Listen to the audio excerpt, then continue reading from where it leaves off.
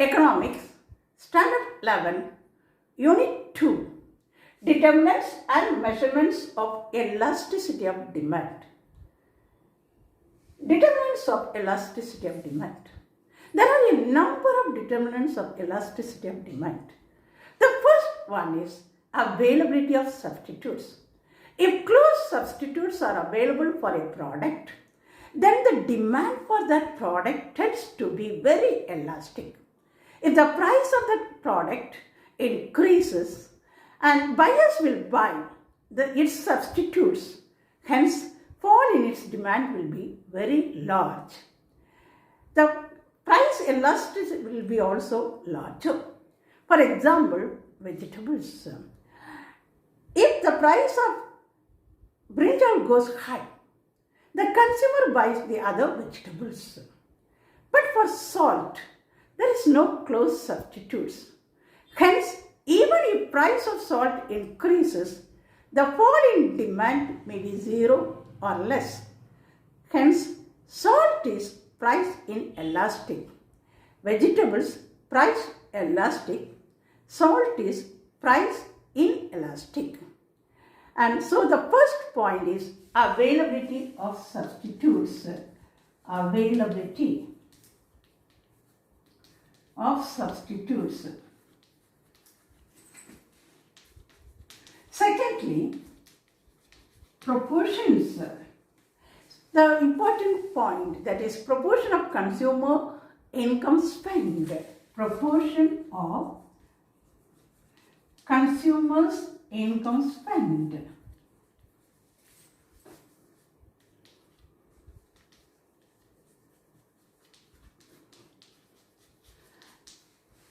So, if smaller proportion of consumers' income spent on certain commodity, for example, a particular commodity, say X, then elasticity of demand X will be smaller. Take for example salt. Salt is most essential for people. People spend very small proportion of their income on salt. Hence, salt will have small elasticity of demand or inelastic. And thirdly, number of uses of commodity. If your commodity is used for greater number of uses, its price elasticity will also be larger. For example, milk. Milk is used as milk, buttermilk, curd, ghee, and for making ice creams, etc. So milk is used for different purposes. Hence, even the small fall in the price of milk will tempt the consumers to use more milk for many purposes. Hence, milk has greater price elasticity of demand. So, the third point is number of uses of a commodity. Number of uses of goods or of a commodity. Okay. Now, fourth important point is complementarity between goods. Complementarity between goods.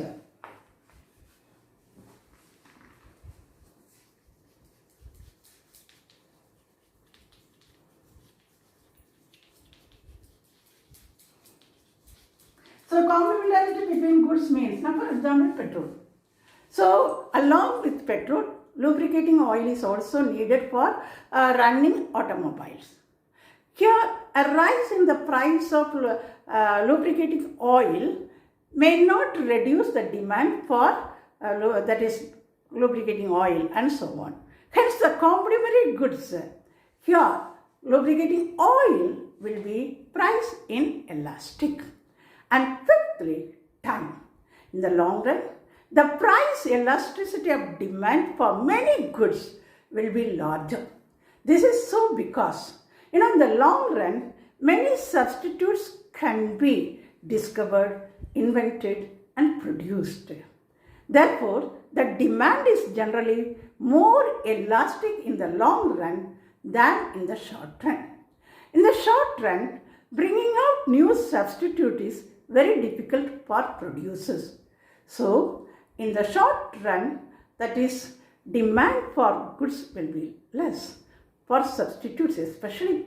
But in the long run, the demand for goods, especially the substitutes, will be high indeed. So, time also plays an important role in determining the elasticity of demand. So, fifth, time.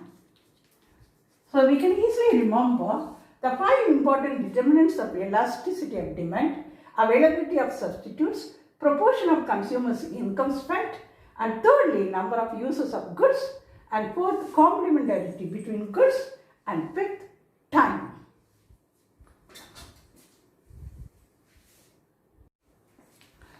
Measurements of elasticity of demand. There are 3 methods of measuring price elasticity of demand: the percentage method, total outlay method, and point or geometrical method. The percentage method. According to the percentage method, EP is equal to change in Q divided by change in price into price divided by Q. So, EP is equal to change in Q divided by change in price into price divided by Q. You know, Q means quantity demanded, P price. And so, EP is equal to change in quantity divided by change in price into P divided by Q. And it is also known as ratio method. When we measure the ratio as EP is equal to, so in the ratio method, EP is equal to percentage of change in Q, quantity demanded, divided by percentage of, that is change in price. So this is ratio method. So percentage change Q is equal to percentage change in demand. Percentage change P is equal to percentage change in price. And secondly, total outlay method. It is the simplest method suggested by Alfred Marshall. And to decide demand is whether elastic or inelastic is to examine the change in total outlay of the consumer or total revenue of the firm. So to decide, that is, the demand is whether elastic or inelastic, is to examine the change in total outlay of the consumer or total revenue of the firm. So TR, total revenue, is equal to price into quantity sold. Simple method. So TR is equal to price into quantity sold. Quantity sold. So that's what we have to remember. So TR is equal to price into quantity. And this can be easily explained with the help of a table. So here the price is mentioned. Second, that is quantity demanded. And third, total outlay. So total outlay is mentioned. And fourth, elasticity. Elasticity. And now just think that when the price is 150, quantity demanded is 3. Total outlay 150 into 3, 450. When the price is just decreased or reduced to 125, quantity demanded is 4. Total outlay is 500. So inverse relation of price and demand. So price decreased and the quantity demanded increased. So this is what we can, EP is greater than 1. And when price is reduced to 100 rupees, quantity demanded is 5 and total outlay is 500. So when price is 125, total outlay is 500. When price is 100, total outlay is also 500. Both are constant. So elasticity is unity when total outlay is constant. So here elasticity, we can just mark it here, this one, this way. And this part, elasticity is unity when total outlay is constant. So here 500 and 500. So EP is equal to 1. When price is 75 rupees, quantity demand is 6. So 6 into 75, 450. Now even though the price decreased to 75 rupees, the total outlay is only 450 rupees. That is, it has decreased from 500 to 450. And once again, you remember this is direct relation means in elastic nature. So direct relation. So this is EP is less than 1. So this can be easily explained with the help of this table. So remember that is in total outlay method. To decide demand is whether elastic or inelastic is to examine the change in total outlay of the consumer or total revenue of the firm. So we just see it, TR is equal to price into quantity sold, or TR is equal to price into quantity. So now we have learned two important methods, namely percentage method and total outlay method. The third one is point or geometrical method.